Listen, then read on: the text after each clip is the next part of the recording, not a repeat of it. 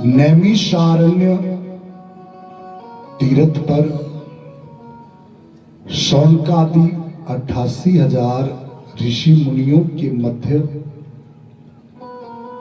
पुराण वक्ताओं में जिन्हें श्रेष्ठ कहा गया है, महाभाग सूत जी का आगमन हुआ। सूत जी के वहां पर पहुंचते ही शौनकादि 88,000 ऋषि मुनियों ने अपने अपने स्थान पर खड़े होकर के सूत जी का स्वागत किया था। क्योंकि भक्तों, ये शिष्टाचार भी कहता है कि जब हमारे बीच में कोई आयु में बड़ा व्यक्ति आए, कोई संत जन पधारे, कोई महात्मन पधारे, कोई राजा पधारे या कोई विशिष्ट व्यक्ति पधारे, या फिर आपके घर में कोई अतिथि आए, चाहे वो बड़ा हो चाहे छोटा हो,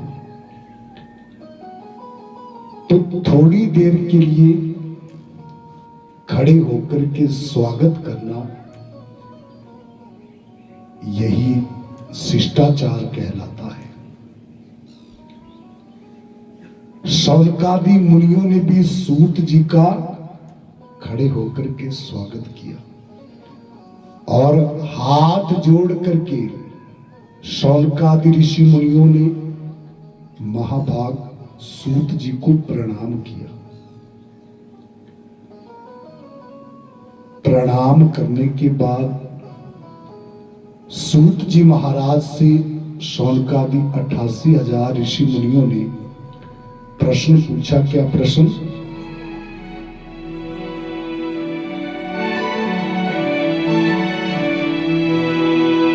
श्री शौनक उवाच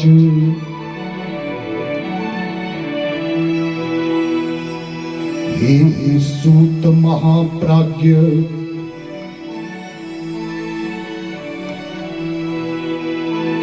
हे सूत महाप्राज्ञ, सर्व सिद्धांत विद प्रभु, आज्ञा ही में कथा सारम,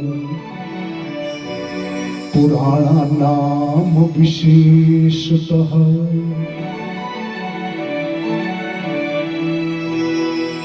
भक्ति ज्ञान विराग प्राप्त, विवेको वर्धते कथम, स्वविकार निराशश्च, सज्जनैः क्रियते कथम।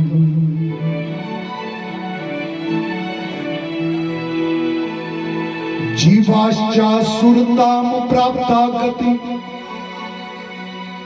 प्रायो घोरे कलाभिः, तस्य संशोधने किम विद्यते परमायनम्।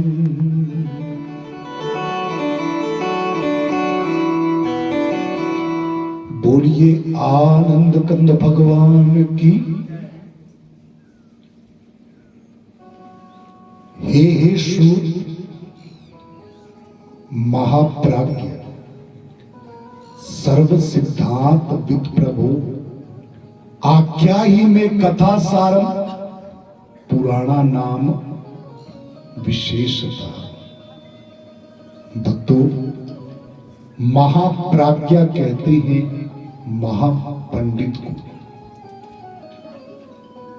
हे सूत जी महाराज, आप महापंडित हैं, सर्व सिद्धांत अद्वित प्रभु, हे सभी सिद्धांतों के जानने वाले महाप्रभु, आख्या ही में कथा सारम पुराना नाम विशेष था। आप हमें विशेष रूप से पुराणों की कथा का सार सुनाइए। भक्ति ज्ञान विराग प्राप्त विवेको वर्धते कथम, स्विकार निराशश्च सज्जनै क्रियते कथम।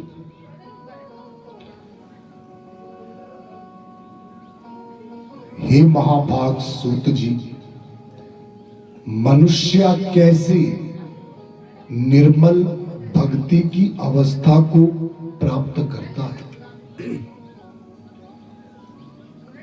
मनुष्य के ज्ञान में कैसे वृद्धि होती है, उसके ज्ञान में कैसे बढ़ोतरी होती है, और कैसे जो है वो मनुष्य विरक्ति को प्राप्त करता है। बोलिए वृंदावन बिहारी लाल की।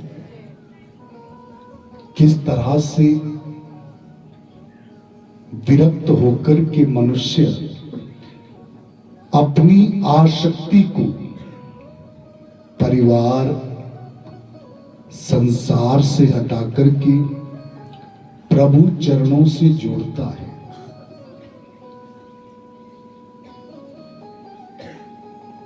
स्विकार निराशश्च सज्जने क्रियते कथा। और जो सज्जन पुरुष है, ये कैसे अपने विकारों के ऊपर नियंत्रण रखने में सक्षम हो पाते हैं? कृपया ये गूढ़ बात हमें समझाइए। महाभाग सूत जी मुस्कुराए और कहने लगे कि हे शौनकादि मुनियों, आप धन्य हैं, क्योंकि कथा सुनने में आपकी प्रीति है, कथा सुनने में आपकी लालसा है। भगवान की दिव्य कथा ये तीनों ही प्रकार के मनुष्यों का कल्याण करती है। पहला, जो कथा को पूछता है उसका भी कल्याण होता है। दूसरे, जो कथा कहता है उसका भी कल्याण होता है। और तीसरे, जो कथा को श्रवण करते हैं, सुनते हैं, वो भी हरि कृपा के पात्र बनते हैं। कलयुग में केवल नाम आधारा, सुमिर सुमिर नर उतरेंगे पारा।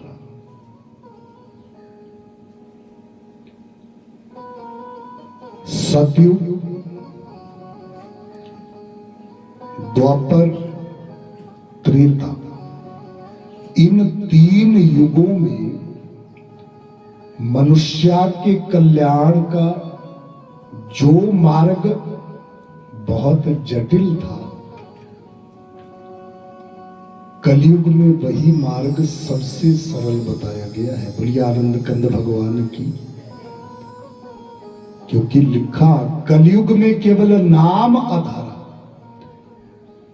जहां सतयुग में 10,000 वर्षों तक कठिन तपस्या करने से मनुष्य जिस उत्तम फल तक पहुंचता था, वो फल कलयुग में पल भर में मिलता है। बोलिए आनंद कंद भगवान की। केवल नाम आधारा। सतयुग की तरह कलयुग में कोई बहुत कठिन तपस्या की जरूरत नहीं है भक्तों। ये जो नाम धन आप इस समय जोड़ रहे हैं, कलयुग में यही नाम धन पार लगाने वाला बताया गया है।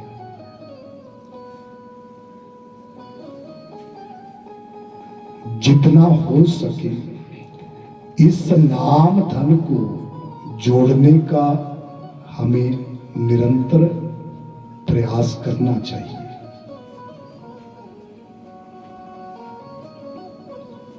क्योंकि वेद कहते हैं भगवान भी बड़े नहीं है, भगवान से भी बड़ा माना गया है भगवान का नाम। भगवान ने तो कुछ गिने चुने भक्तों का बेड़ा पार किया होगा, जिनकी हम गिनती गिन सकते हैं। फिर उनमें चाहे ध्रुव रहे हों, प्रहलाद जी रहे हों, मीराबाई रही हो, केवट रहे हों, आहिल्या रही हो, शबरी रही हो या फिर धन्ना रहे हो, इनकी गिनती गिनी जा सकती है। किंतु भगवान के नाम को सहारा मान करके आज तक कितने भक्तों का उद्धार, कितने भक्तों का कल्याण हुआ होगा, ये गिनती नहीं गिनी जा सकती, असंभव है। इसीलिए कहा भगवान से भी बड़ा है भगवान का नाम। और प्रभु जी के नाम की महिमा ही बड़ी उत्तम है, बड़ी सुंदर है। रामायण आपने पढ़ी भी होगी, दूरदर्शन पर भी देखी होगी, सुनी भी होगी, तो बड़ा सुंदर वर्णन आता है कि जिस भी पत्थर पर राम लिखा गया वो पत्थर भी पानी में तैरा। जरा सोचिए भक्तों, जिस नाम के प्रभाव से पानी में पत्थर तक तैर सकते हैं, अगर उस नाम धन के साथ हम आप जुड़ेंगे तो कल्याण क्यों नहीं होगा? संभवतः होगा, इसमें किसी प्रकार का कोई संदेह नहीं बनता है। एक बार प्रभु नाम के साथ आप जीवन में जुड़ करके देखिएगा, मनुष्य के जीवन में बड़े अद्भुत परिवर्तन होते हैं, बड़े अद्भुत परिवर्तन।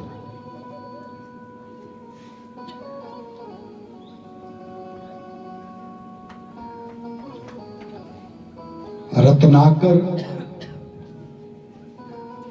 डाकू की कथा हमें राम नाम का महत्व बताती है। रत्नाकर भक्तों, जंगल में आने जाने वाले मुसाफिरों को लूट करके अपना और अपने परिवार का भरण पोषण करने वाले रत्नाकर डाकू हुए। जो भी पथिक वन के मार्ग से होकर के गुजरता था, तो ये रत्नाकर उसे लूट लेते थे।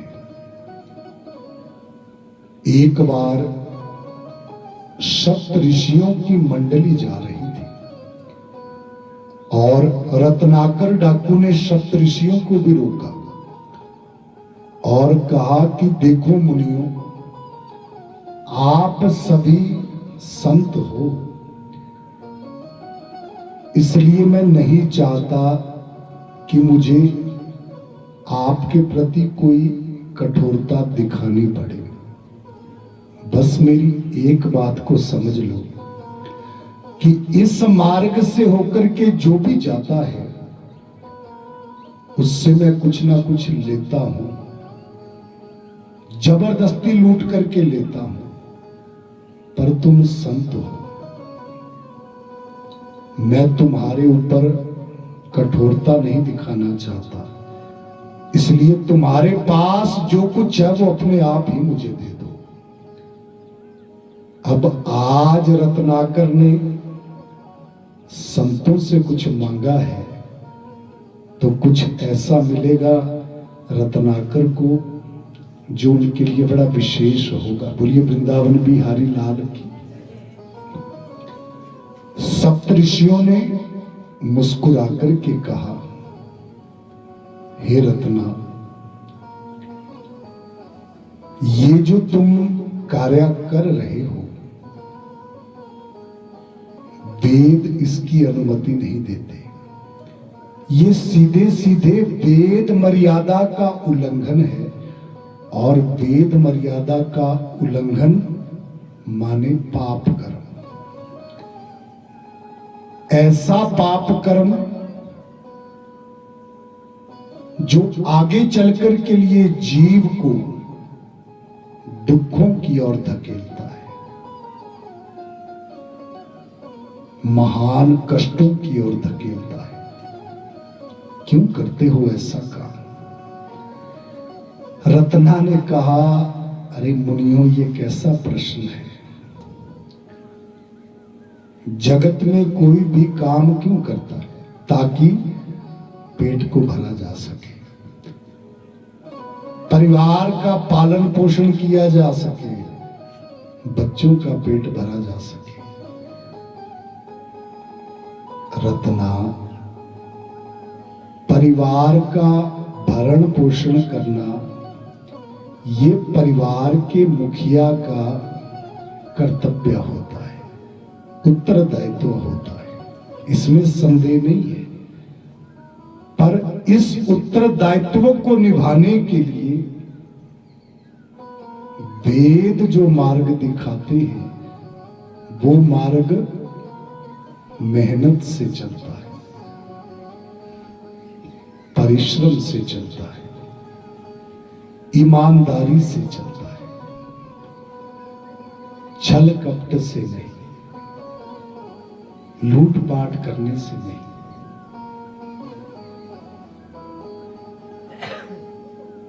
पर मुनियों, मैं क्या करूं? मुझे तो बस एक यही काम आता है, दूसरा तो कोई काम मैं जानता भी नहीं, और ये काम नहीं करूंगा तो मेरा परिवार भूखा रहेगा। क्या खिलाऊंगा मैं अपने बच्चों को? तो इस पर संतों ने एक बात कही, हे रत्ना, तुम्हारी बातों से ऐसा लगता है कि तुम अपने परिवार से बहुत ज्यादा प्रेम करते हो। क्या तुम्हारा परिवार भी तुमसे इतना ही प्रेम करता है? रत्ना ने कहा कि हे मुनियों, अब आपसे क्या छिपाना, सच कहूं, जितना प्रिय मुझे अपना परिवार है, मैं भी अपने परिवार वालों के लिए उतना ही प्रिय हूं।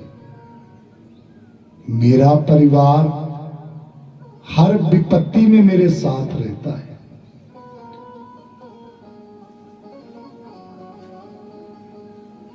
मेरी धर्म पत्नी हर सुख दुख में मेरे साथ कंधे से कंधा मिलाकर के खड़ी है।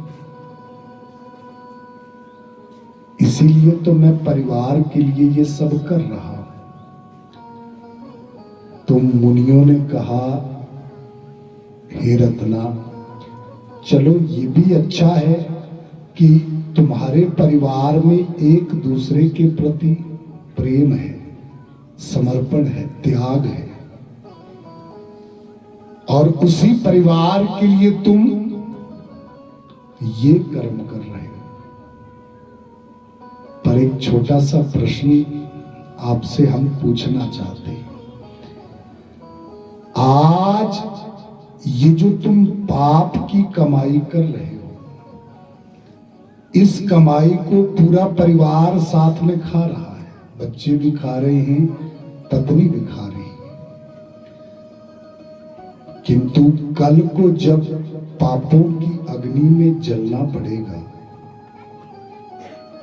जब इन्हीं पाप कर्मों के कारण नरकों के दुख उठाने पड़ेंगे। जरा सोच रत्ना, उस समय तेरे साथ कौन होगा? क्या तेरा परिवार साथ होगा?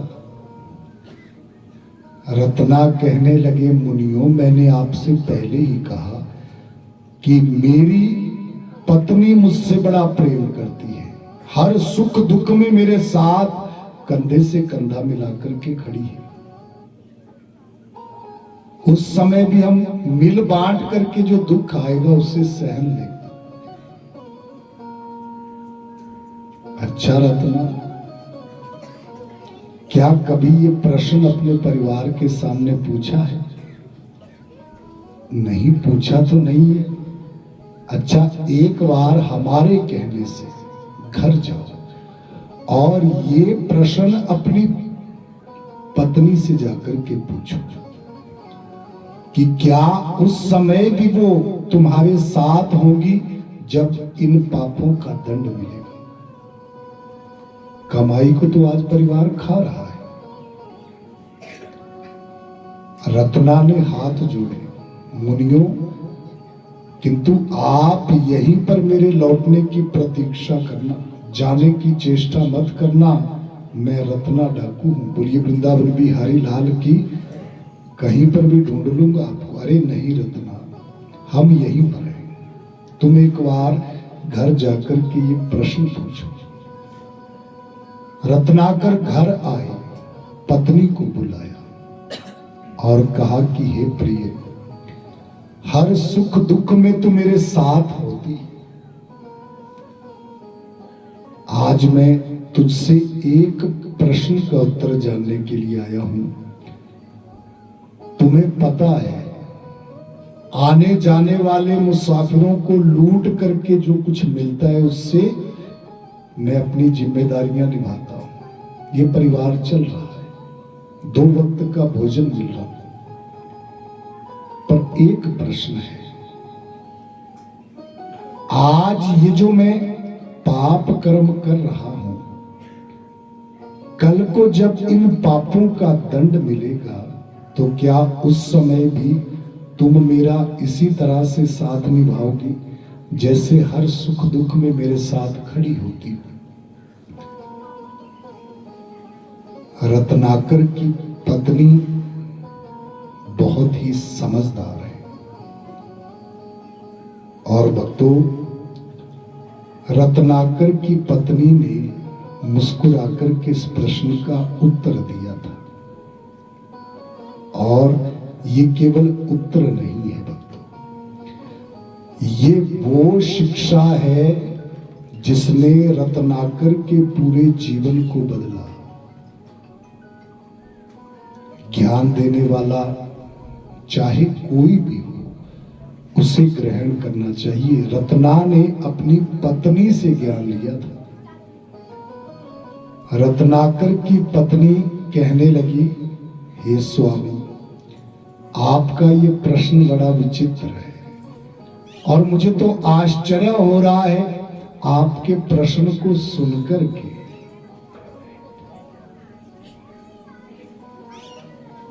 आप क्या कह रहे हैं कि जब इन पापों का दंड मिलेगा तो मैं आपका साथ निभाऊंगी या फिर नहीं? तो इसका बड़ा सीधा सा उत्तर है और स्वामी उसे आपको समझना चाहिए। पत्नी का साथ केवल द्वार तक कहा गया है। कहां तक? द्वार तक, उससे आगे नहीं। पुत्र कितना भी प्यारा होगा वो भी शमशान तक साथ निभाएगा, उसके बाद नहीं। समाज में हमारी कितनी भी प्रतिष्ठा हो, समाज वाले भी शमशान तक तो साथ जाएंगे, पर उसके बाद उनका भी सहयोग नहीं रहता है। उससे जो अगला मार्ग है ये तो जीव के कर्मों पर ही तय होता है। बोलिए वृंदावन बिहारी लाल की। रत्ना ने ये सुना तो बड़ा आश्चर्य हो रहा है। सोचने लगे रत्ना,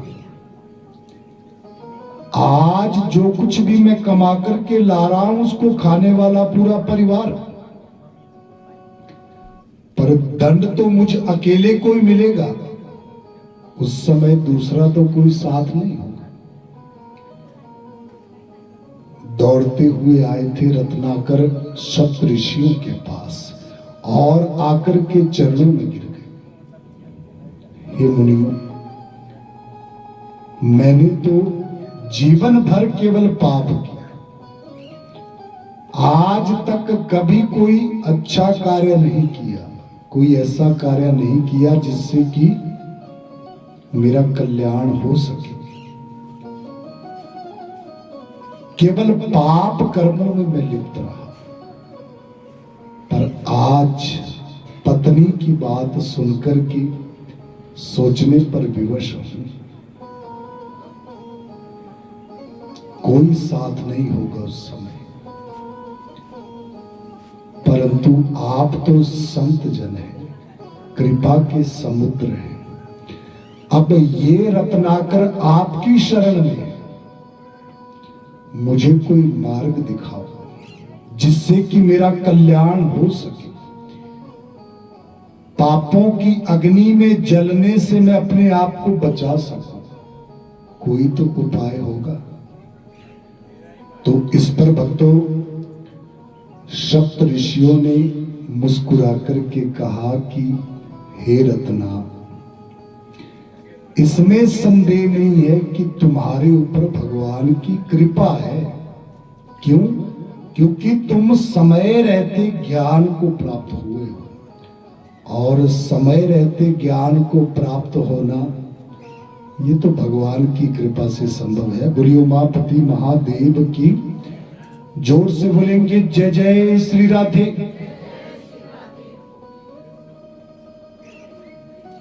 हे रत्ना,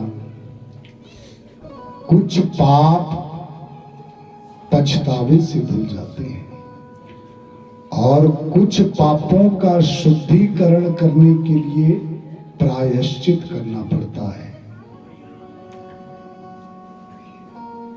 चिंता मत करो, 2 अक्षर का प्यारा नाम जय श्री राम, जय श्री राम।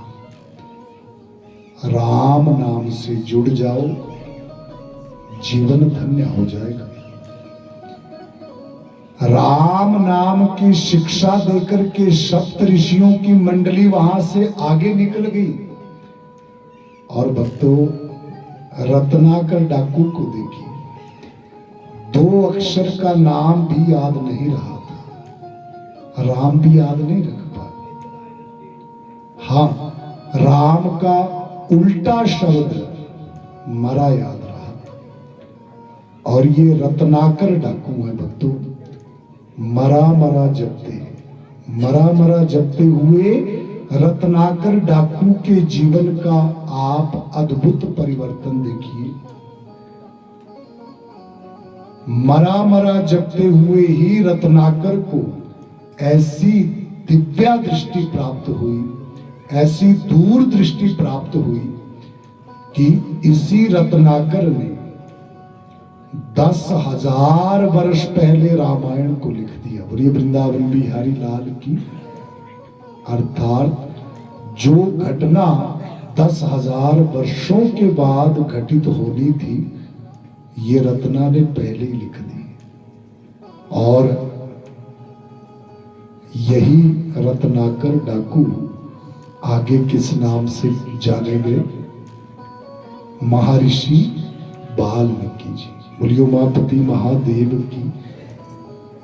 थोड़ा सा विचार करिए, इतना बड़ा परिवर्तन रत्नाकर के जीवन में कैसे हुआ?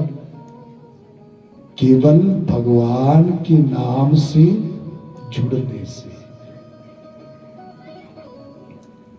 मरा जपते जपते रामायण को लिख दिया। इस तरह के अद्भुत परिवर्तन मनुष्य के जीवन में होते हैं जब मनुष्य भगवान के नाम से जुड़ता है। आप भी एक बार इस नाम के साथ जुड़ करके देखिएगा। भक्तों, मनुष्य की स्मरण शक्ति, मनुष्य के शरीर में रोग प्रतिरोधक क्षमता भी बढ़ती है।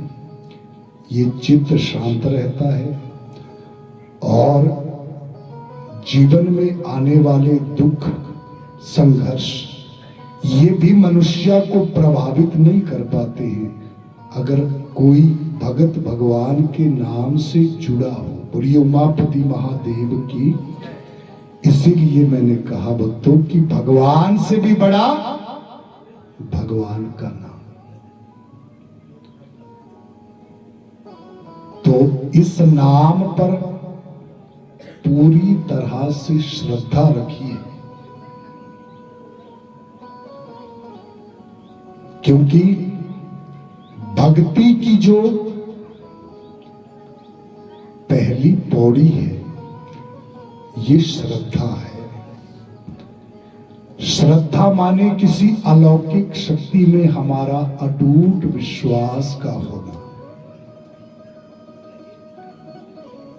पुराणों में लिखा गया है कि श्रद्धावान लभते ज्ञानम।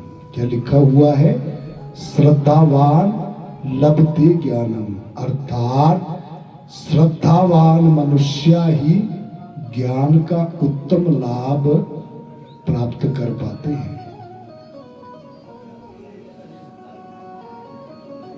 मानो तो गंगा मां और ना मानो तो बहता पानी।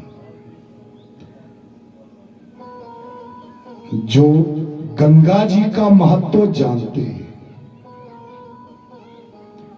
जिन्हें ये स्मरण है कि गंगा जी को पृथ्वी पर लाने के लिए राजा सगर की कितनी पीढ़ियों ने अपना पूरा जीवन लगा दिया था, तब जाकर के पाप नाशिनी गंगा जी का अवतरण पृथ्वी पर हुआ। तो उनके लिए भक्तों गंगा कोई नदी नहीं है, उनके लिए गंगा मां की तरह है। मां से कम नहीं। और जो श्रद्धा नहीं रखते हैं उनके लिए लिखा बहता हुआ पानी, अन्य नदियों की तरह उनके लिए वो भी बहता हुआ पानी है। किंतु जो गंगा जी का महत्व समझते हैं भक्तों, उनके लिए गंगा मां की तरह है। बोलिए सनातन धर्म की।